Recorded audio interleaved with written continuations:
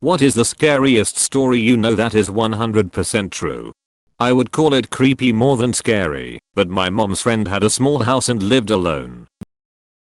She noticed weird things, a batch of soup depleting faster than usual, missing eggs, damp towels in the hamper when she hadn't used any, extra dishes in the dishwasher, etc. This went on for months. She thought she was just being forgetful. One day she heard some thumping around in her attic and went to investigate.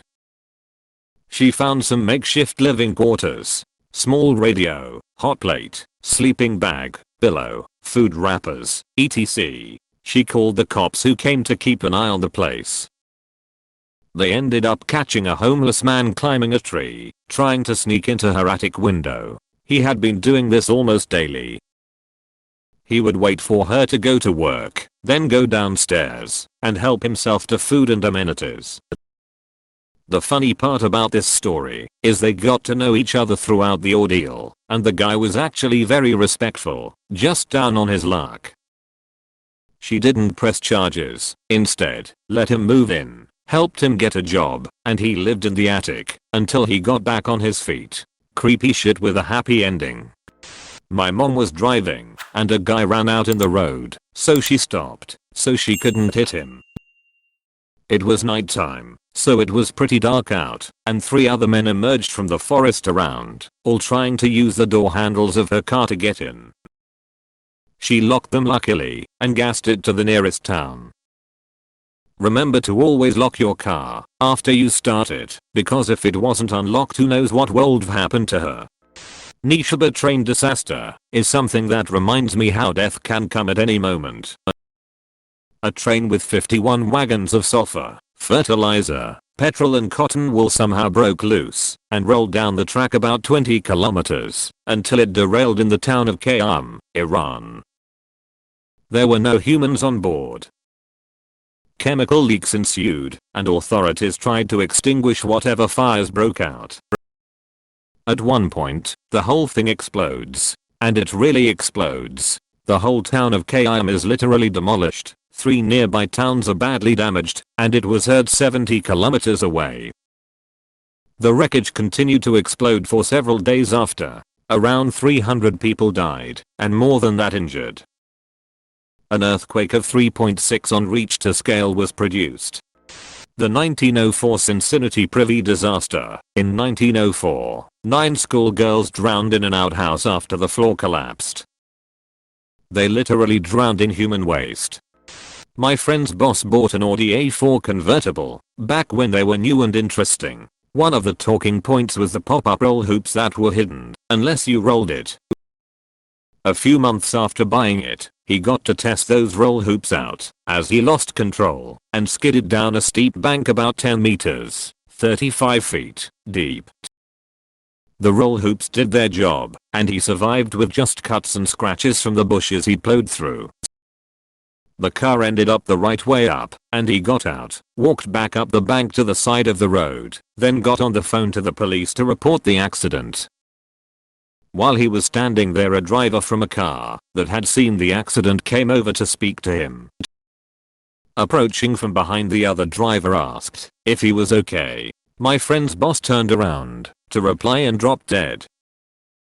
His neck had been fractured, but was in one piece right up until he turned his head when it severed his spinal cord. Artemis Pyle, the drummer from Lynyrd Skynyrd, survived a plane crash and walked to a nearby house, only to be shot by the homie Arwana. The homie Arwana saw a bloody long-haired man and winged him. Pyle survived that as well and made a full recovery. Ed Kemper murdered college women because his mother worked at a college, and he claims he wanted to destroy everything she loved. Then, he murdered his mother and decapitated her, raped her head and her body, set her head on a shelf, and screamed at it for hours. That is the part that terrifies me. Then he murdered her best friend and turned himself in, relaying the whole story in detail, crying. Edit, it hurts because I'm not a lizard. I didn't crawl out from under a rock. I came from my mother's vagina. And in a rage, I went right back in. Ed Kemper quote from a police interview. Freaks me the hell out. Edit 111 days later, I'm still getting comments on this, so I'll add another thing that makes him creepy. He would bury the heads of the women he killed in his mother's backyard. He lived with her. He angled the head to where they were pointed upward facing his mother's bedroom window. He would later say he did this purposely because his mother always wanted to be looked up to. When my aunt was about 16, she was working at a grocery store and had a boss in his mid-20s. One day he called the house and was begging her to sneak out and hang out with him. She was considering it because it was her boss and she didn't want to say no. My mom, who is 2 years younger than her, always gets these incredibly spot-on gut feelings. She had one that night and begged my aunt not to go out with him. Thankfully she listened to my mom and told him no, which made him really angry. He ended up going out that night and meeting another girl. He took her out to some cliffs and raped her and pushed her off. Somehow she lived through this and was able to get him sent to prison. I feel so sorry for that girl and so thankful for my mom and her gut feelings. Always trust your gut. Not as scary as some of the stories here, but I was pretty horrified when my dad told me the story. There are some really big houses in the woods in my hometown. One of the owners went out drinking with his buddies and realized he forgot the key to the gate when he got home. So he decided to just climb the gate. While climbing in his drunken state he slips and his leg gets pierced by one of the spikes on the gate. He was hanging there but too afraid to call for his wife, since he was sure she would just open the automatic gate from inside the house, and since it was one of those gates that slides to the side, it would just rip his leg off if she did. He was hanging there the entire night until his wife woke up, saw him and called the fire department. My dad, who is one of the firefighters that showed up, said they had to saw off the spike to get him off. Just imagine hanging from your own gate all night not being able to call for help.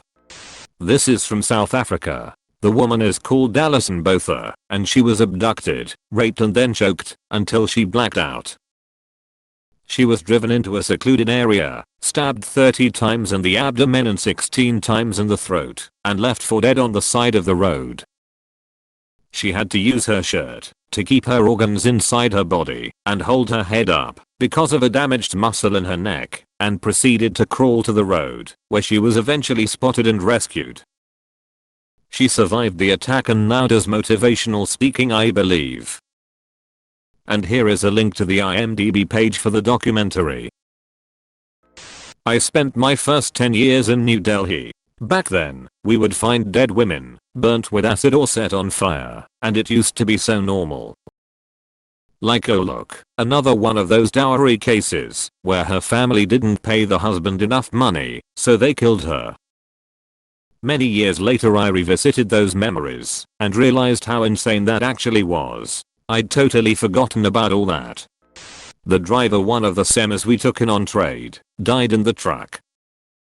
The sleeping area is a bunk with a mattress that can be flipped up, and under it is a seat and a table. So during the day it's a dinner setup. And at night, you pull a lever and pull the bunk down to sleep. Well, something happened, and the bunk flipped up while the driver was sleeping, and it pinned him against the wall. He couldn't get it to drop back down and suffocated. He was stuck there for somewhere around 12 hours.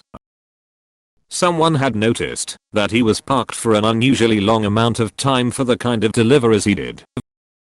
The company that built the sleeper did something to the bunk, so that couldn't happen again, and supposedly recalled all of that sleeper style.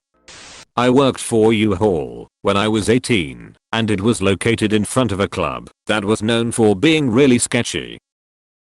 I came in to open one morning, and it was common for people to knock on the door hoping to get in early and get their truck.